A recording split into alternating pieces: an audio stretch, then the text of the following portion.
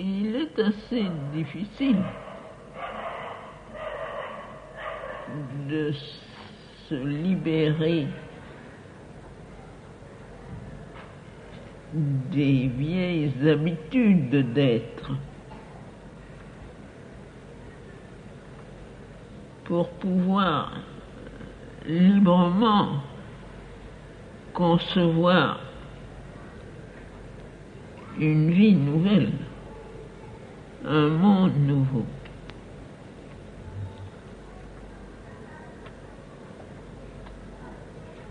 Et naturellement,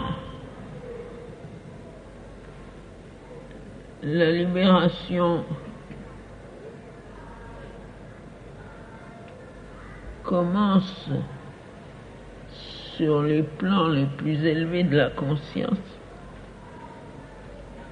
Il est plus facile pour l'esprit ou l'intelligence supérieure de concevoir les choses nouvelles qu'il n'est facile pour l'être vital, par exemple, de sentir les choses d'une façon nouvelle. Et il est encore plus difficile que le corps est une perception purement matérielle de ce que sera un monde nouveau. Pourtant, cette perception doit précéder la transformation matérielle. On doit d'abord sentir d'une façon très concrète l'étrangeté des choses anciennes, leur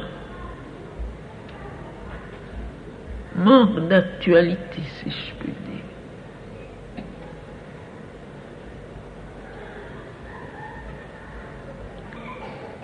Il faut avoir l'impression même matérielle qu'elles sont périmées, qu'elles appartiennent à un passé qui n'a plus de raison d'être. Parce que les vieilles impressions qu'on avait de choses qui sont passées, qui sont devenues historiques, qui ont leur intérêt à ce point de vue et qui soutiennent la marche du présent et de l'avenir. C'est encore un mouvement qui appartient au monde ancien. C'est le monde ancien qui se déroule, qui a un passé, un présent, un futur. Mais pour la création d'un monde nouveau,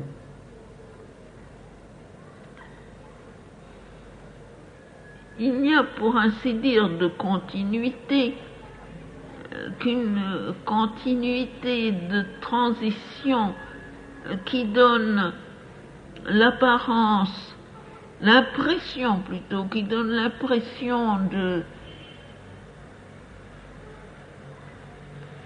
deux choses qui sont entremêlées encore, mais presque décalées.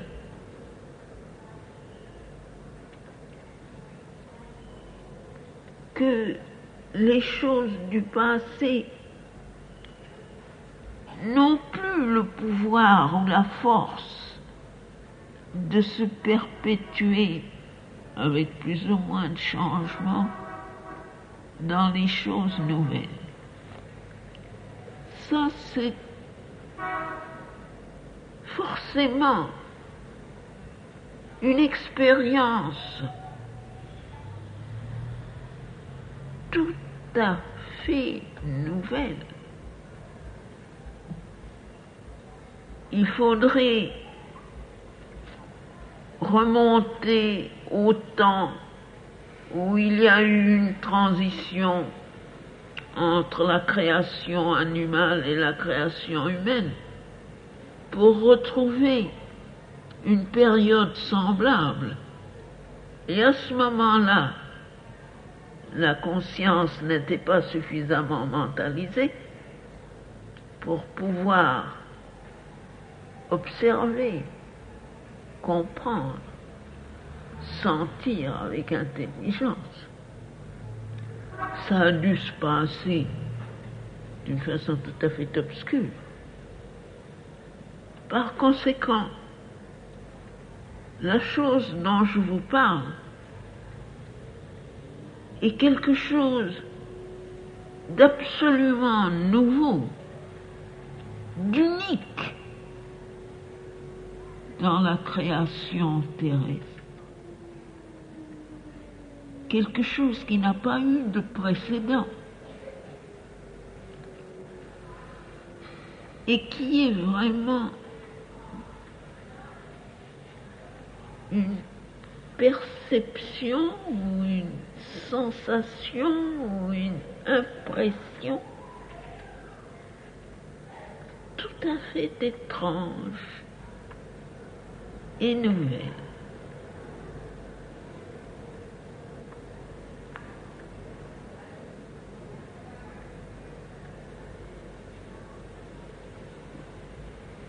Un décalage. Quelque chose qui se perpétue indûment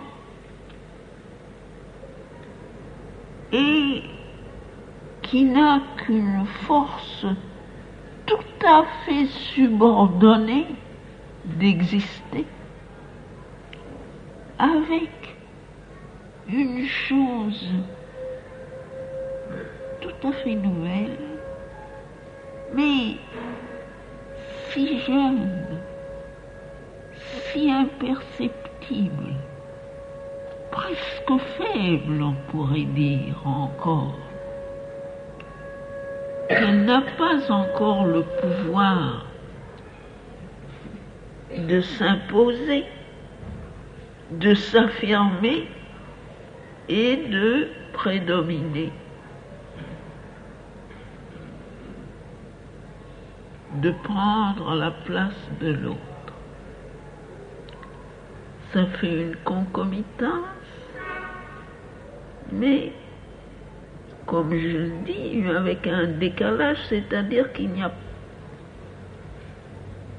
il manque une connexion entre les deux. C'est difficile à décrire, mais je vous en parle parce que c'est ça que j'ai chanté hier soir.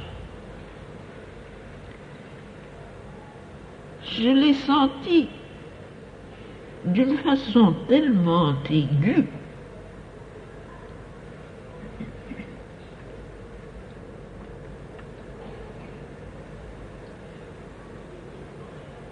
que ça m'a fait regarder un certain nombre de choses.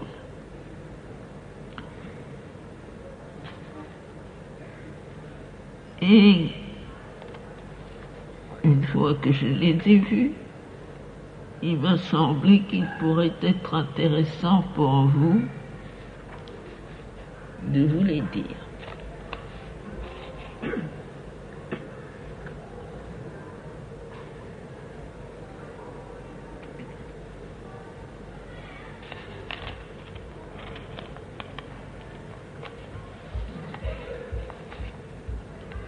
Ça paraît étrange qu'une chose si nouvelle, si spéciale, et je pourrais dire si inattendue, s'est produite à l'occasion d'un film. Pour les gens qui croient qu'il y a des choses importantes et d'autres qui ne le sont pas, qu'il y a des activités qui aident le yoga et d'autres qui ne l'aident pas, eh bien, c'est une occasion de plus de leur donner un démenti. J'ai toujours remarqué que c'était des choses inattendues qui vous donnaient les expériences les plus intéressantes. Mais il m'est arrivé tout d'un coup hier soir quelque chose que je viens de vous décrire comme je l'ai pu. Je ne sais pas si je suis arrivé à me faire comprendre. Mais c'était vraiment tout à fait nouveau et tout à fait inattendu. On nous a montré plus ou moins maladroitement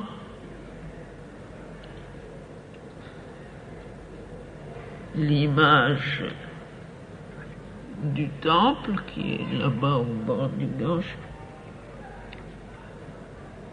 et la statue de la Kali, parce que je suppose que c'était la photographie de cette statue. Je n'ai pas pu arriver à avoir un renseignement précis à cet égard.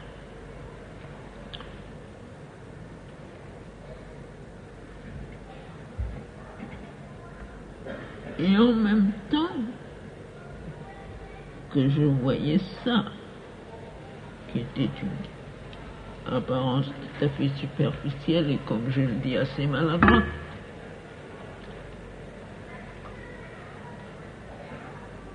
je voyais la réalité que ça essayait de représenter, ce qui était derrière. Et ça m'a mis en rapport avec tout ce monde religieux, d'adoration, d'aspiration,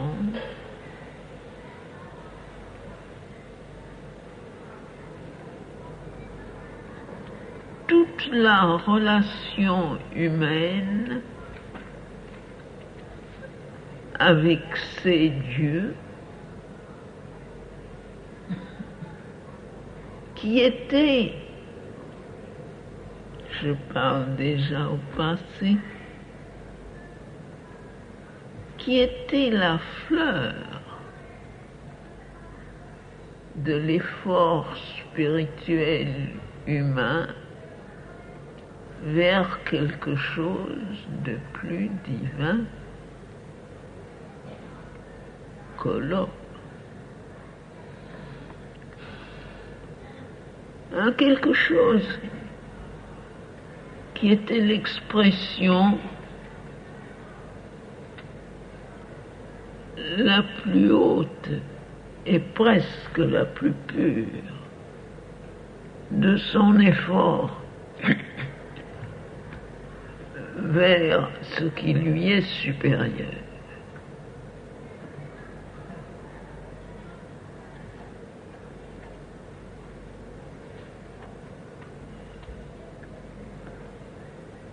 Et tout d'un coup, j'ai eu, d'une façon concrète, matérielle, l'impression que c'était un autre monde, un monde qui avait cessé d'être réel, vivant, un monde périmé, qui avait perdu sa réalité, sa vérité, qui était dépassé, surpassé par quelque chose qui avait pris naissance et qui commençait seulement à s'exprimer, mais dont la vie était tellement intense, tellement vraie, tellement sublime, que tout ça devenait faux, irréel, sans valeur.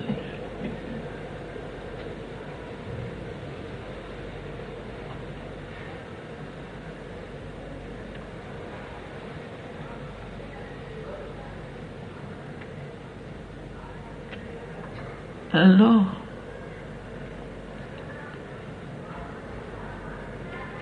j'ai vraiment compris, parce que compris non avec la tête, non avec l'intelligence, mais compris avec le corps, vous comprenez ce que je veux dire? Compris dans les cellules du corps qu'un monde nouveau est né et qu'il commence à croître. Et alors,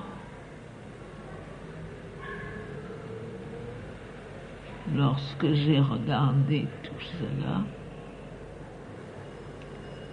je me suis souvenu de quelque chose qui s'est passé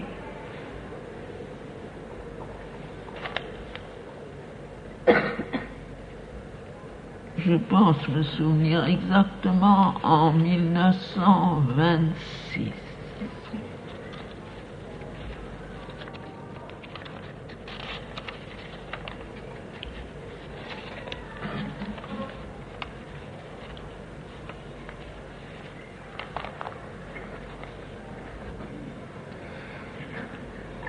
M. Bindo m'avait donné la charge du travail extérieur parce qu'il voulait se retirer en concentration pour hâter la manifestation de la conscience supramentale.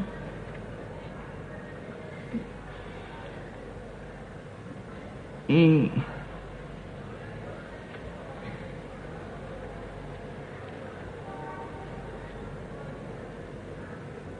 il avait annoncé aux quelques-uns qui étaient là qu'il me chargeait de les aider et de les guider, que je resterais en rapport avec lui naturellement et qu'à travers moi il ferait le travail. Les choses ont pris tout d'un coup, n'est-ce pas, immédiatement une certaine forme, une très brillante création s'est élaborée avec des précisions extraordinaires, des expériences merveilleuses, des contacts avec des êtres divins et toutes sortes de manifestations qui sont regardées comme miraculeuses. Les expériences succédaient aux expériences, Enfin, ça se déroulait d'une façon tout à fait brillante et je dois dire extrêmement intéressante.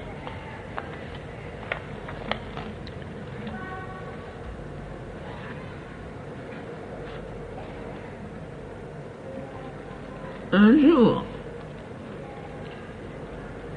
que je suis allé comme d'habitude rapporter à Aubindo ce qui s'était passé, on était arrivé à quelque chose qui était vraiment fort intéressant. Et peut-être ai-je montré un peu d'enthousiasme dans ma relation de ce qui s'était passé.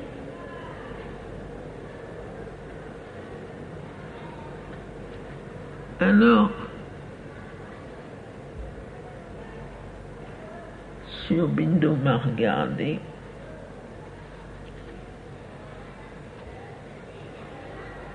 et il m'a dit, je traduis en français, oui, c'est une création de l'overmind, du surmental.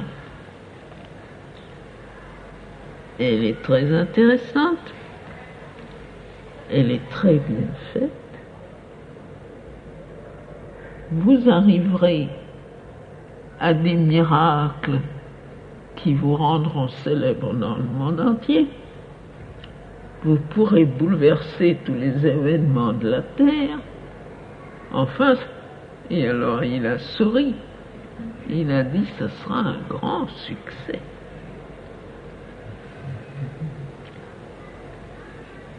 Mais c'est une création de l'overmind. Et ce n'est pas le succès que nous voulons. Nous voulons établir le supramental sur la Terre.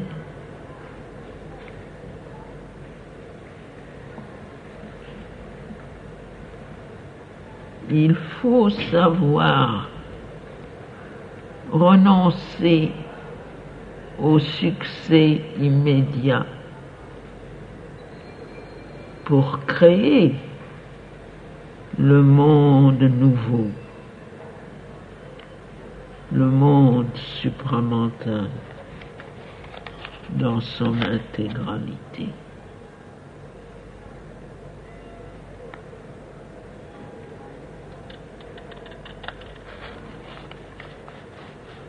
Avec ma conscience intérieure, j'ai compris tout de suite.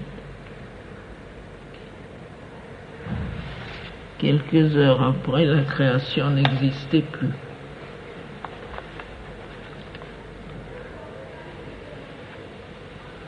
Et depuis ce moment-là, on est reparti sur d'autres bases.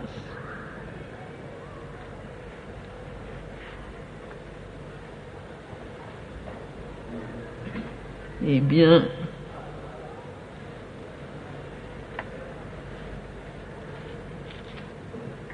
je vous ai annoncé à tous que ce monde nouveau était né. Mais il a été tellement comme englouti dans le monde ancien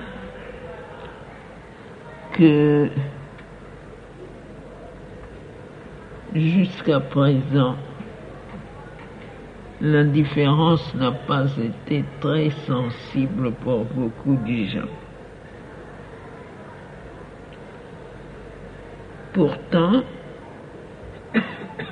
l'action des forces nouvelles à continuer d'une façon très régulière, très persistante, très obstinée et dans une certaine mesure très efficace.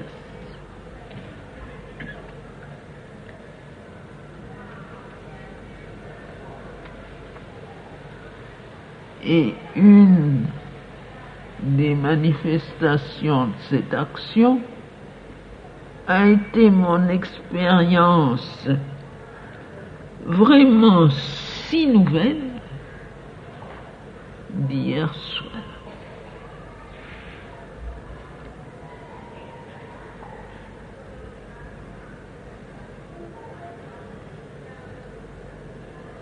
Et le résultat de tout ça, je l'ai noté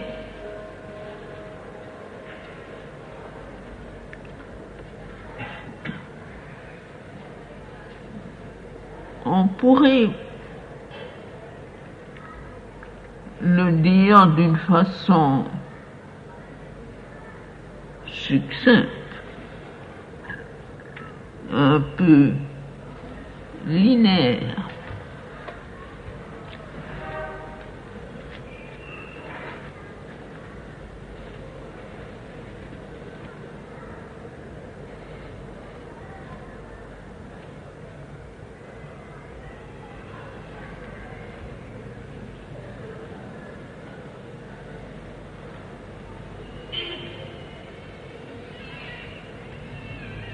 Ce n'est pas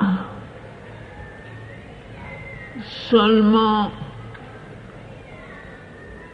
une conception nouvelle de la vie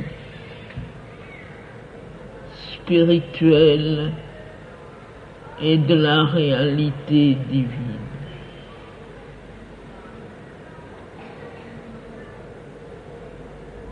Cette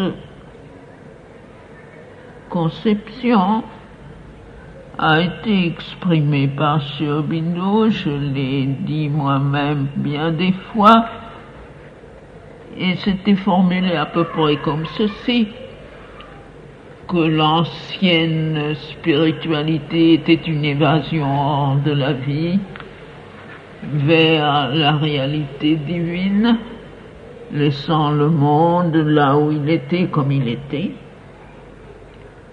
et que notre vision nouvelle était au contraire une divinisation de la vie, une transformation du monde matériel en un monde divin.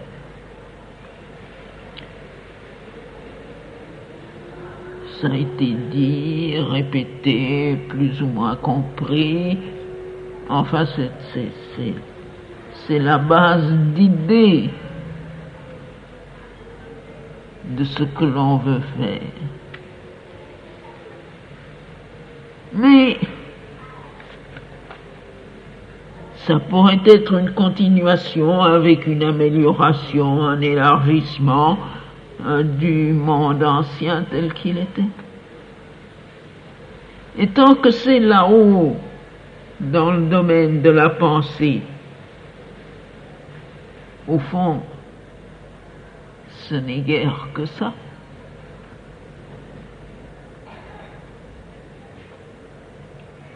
Mais ce qui est la chose qui prend place et qui, elle, est vraiment nouvelle, c'est que c'est un monde nouveau qui est né.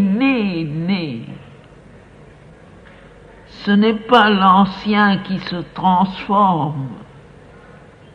C'est un monde nouveau qui est né. Et nous sommes en plein dans cette période de transition où les deux s'enchevêtrent. où l'autre persiste encore tout-puissant et dominant entièrement la conscience ordinaire, mais où le nouveau se faufile encore très modeste, inaperçu.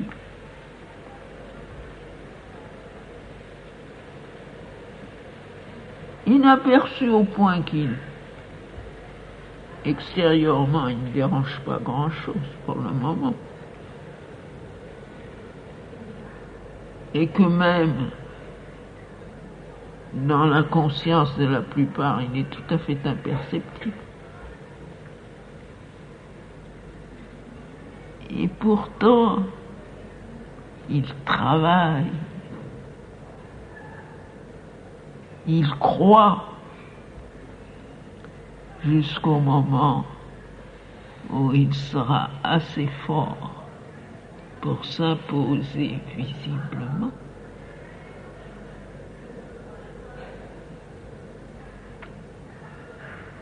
En tout cas, on peut dire, en simplifiant, que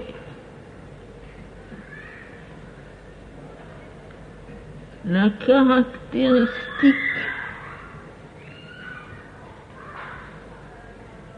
de l'ancien monde, de la création de ce que Sri Aurobindo appelle l'overmind, du surmental, était celle d'un âge des dieux. Et par conséquent, l'âge des religions.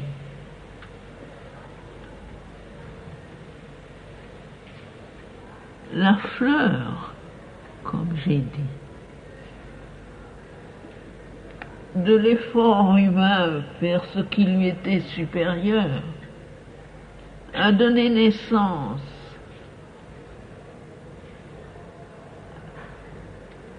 à des formes religieuses innombrables, à une relation religieuse entre les âmes d'élite et le monde invisible.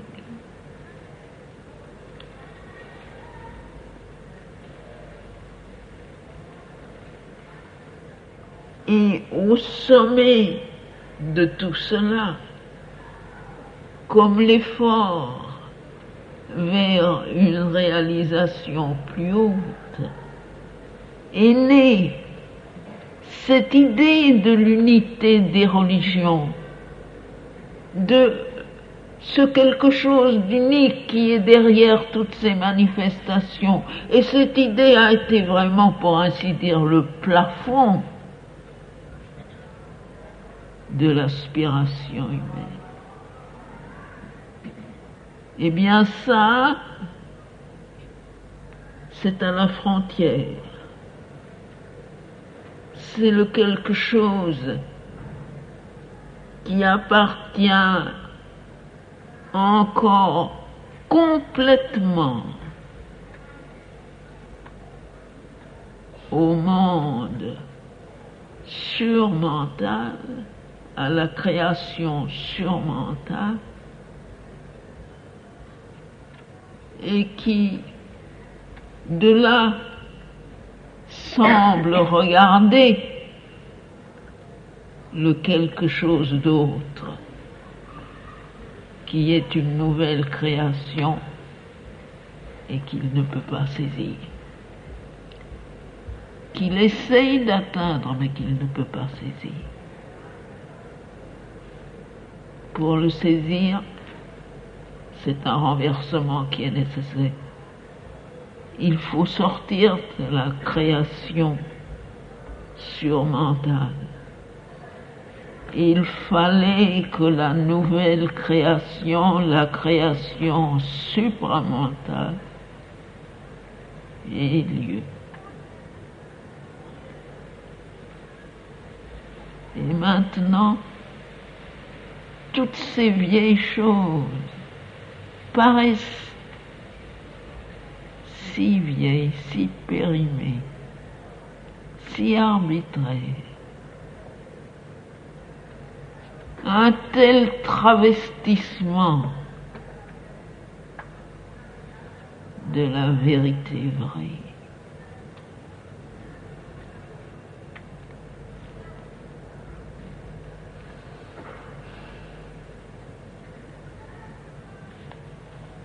Dans la création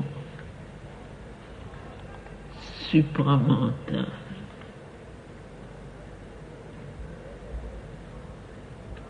il n'y aura plus de religion.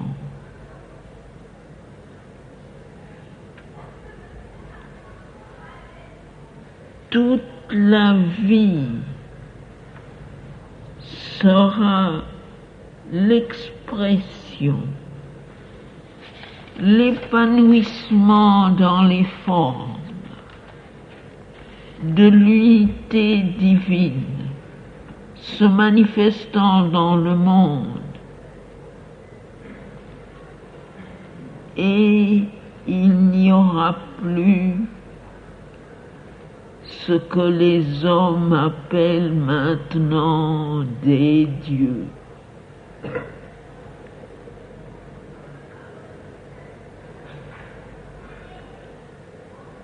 Ces grands êtres divins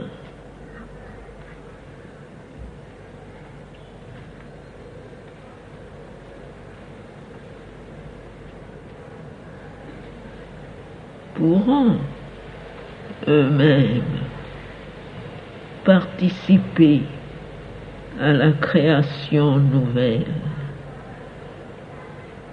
Mais pour cela, il faudra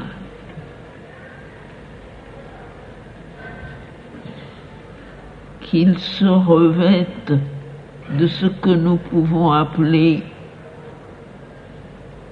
la substance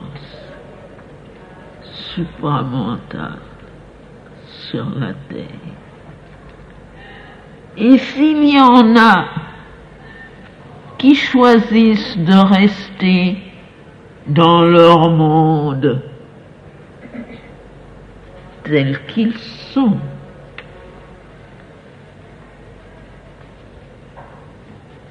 s'ils décident de ne pas se manifester physiquement, la relation avec les êtres d'un monde supramental sera une relation d'amis, de collaborateurs, d'égal à égal.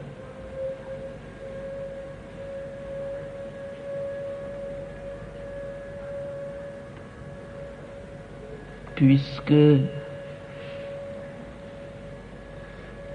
l'essence divine la plus haute sera manifestée dans les êtres du monde nouveau supramental sur la terre.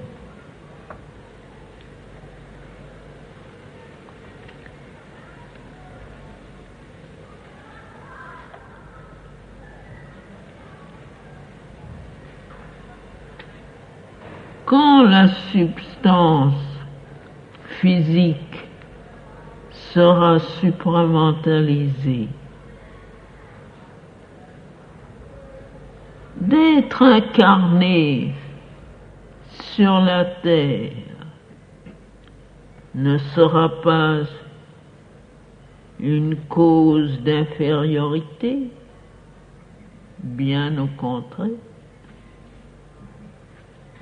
On y gagnera une plénitude qu'on ne peut obtenir autrement.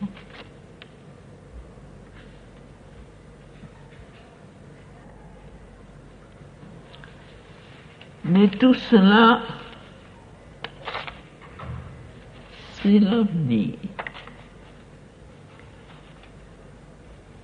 C'est un avenir qui a commencé, mais qui prendra un certain temps pour se réaliser intégralement. En attendant, nous sommes dans une situation très spéciale, extrêmement spéciale, qui n'a pas eu de précédent.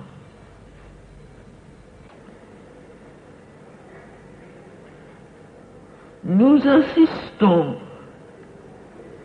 à la naissance d'un monde nouveau.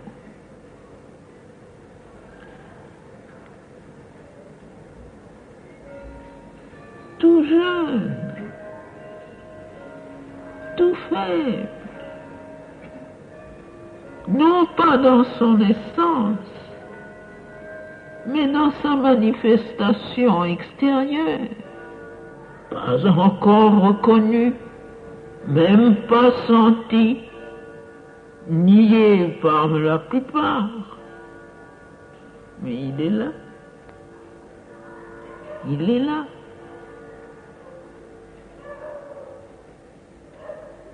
Faisant effort pour grandir, tout à fait sûr du résultat.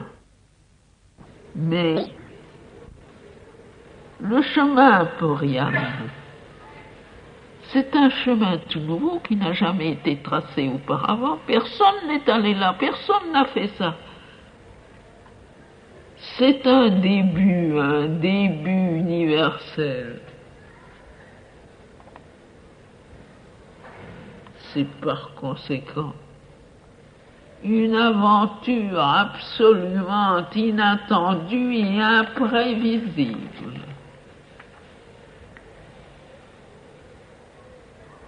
Il y a des gens qui aiment l'aventure.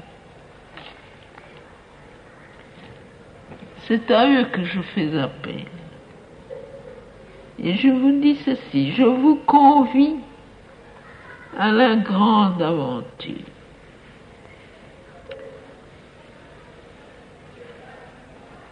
Il ne s'agit pas de faire spirituellement ce que les autres ont fait avant nous. Il s'agit d'une création nouvelle, entièrement nouvelle, avec tout ce qu'elle comporte d'imprévu, de risques, d'aléas. Une vraie aventure dont le but est une victoire certaine, mais dont la route est inconnue et doit être tracée pas à pas dans l'inexploré.